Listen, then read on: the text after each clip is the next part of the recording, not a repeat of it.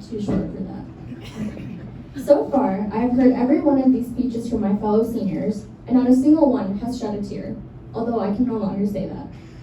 So it is my goal to reduce all of you to tears of either laughter, joy, or sadness. To begin, in my years at Elgin Academy, I have grown to become brutally honest. Well, probably not as honest as Doc H with grading papers, but close enough.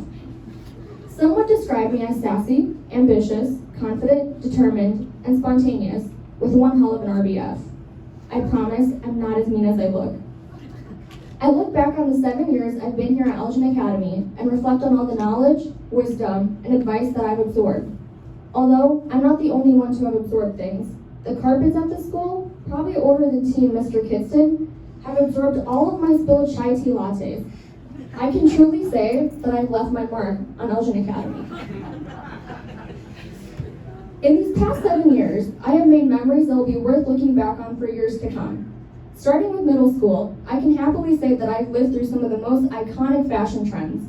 Let's be real, those middle school days were rough for everyone. The dance moves, I cringe just thinking about it. And Snapchat filters, let's just say I try not to scroll past 2016 on my phone. Joining the middle school volleyball team was probably one of my greatest embarrassments known to mankind. I can't forget about the time when my friends got into a fight on the 8th grade Springfield trip. Now that caused a great divide between our grade. Moving on to high school, in the words of the legend himself, Bill Harris, it was time for me to get serious.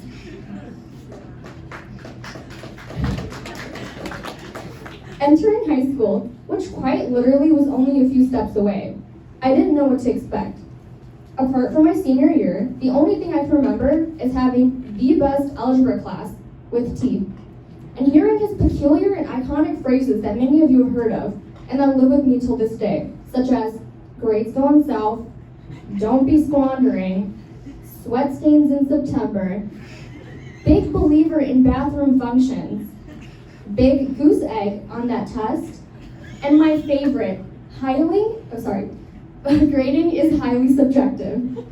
T, thank you for embedding these iconic phrases into my head and for always reminding me to try my best to never give up.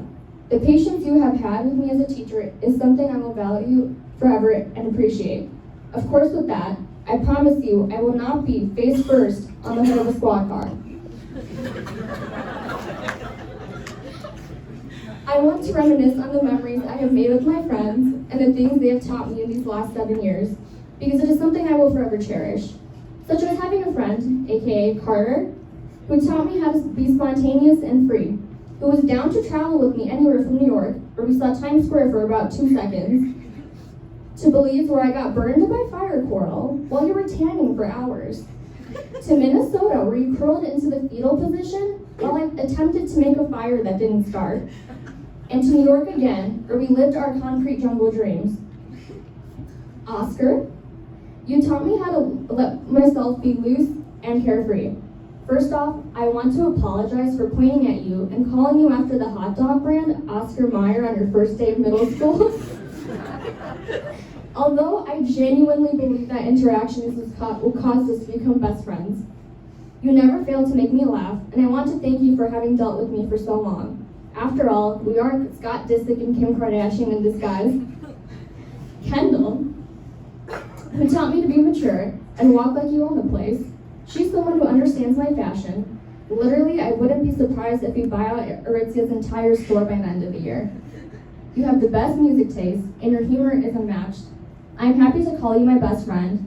You always have my back no matter what, and the bond we have created in these past years will be something I'll hold on to forever.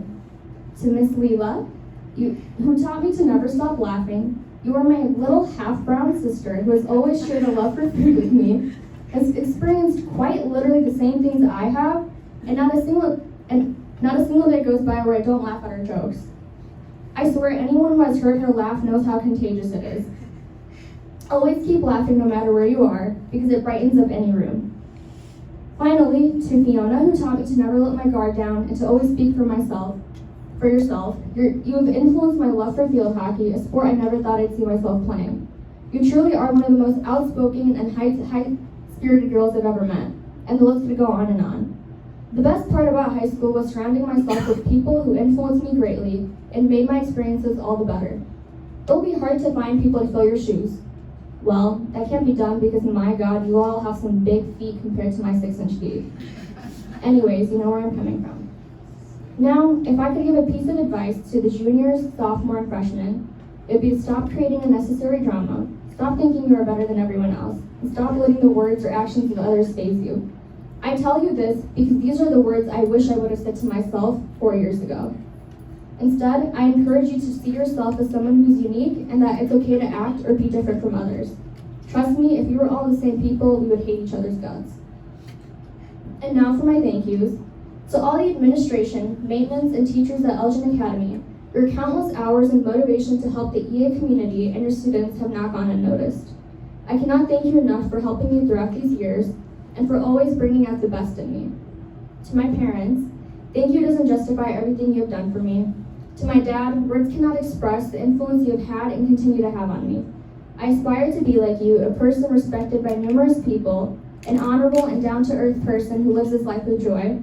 To my mom, who's of course crying, you show me the light in the darkness, and every day I think of a strong, determined, honest, and beautiful woman that you are, which keeps me going every day. Dad, you will forever be my heart, and Mommy, you will forever be my heartbeat. Lastly, to Mira, my older sister, although you're probably crying over organic chemistry right now, you never fail to brighten up my day or make me laugh by filling me in on the daily crazy things that have happened in New York.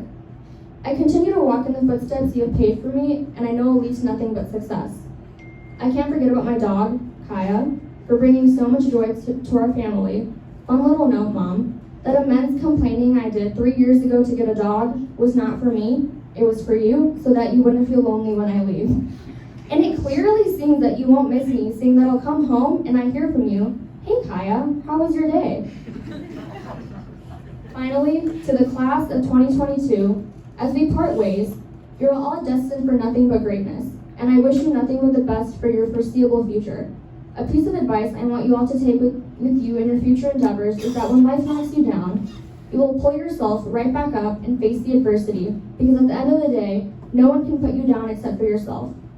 With that, I would like to conclude the class of 2022 senior speeches with a quote by one of the greatest writers of all time, Pitbull, who once said, "This is for everybody going through tough times.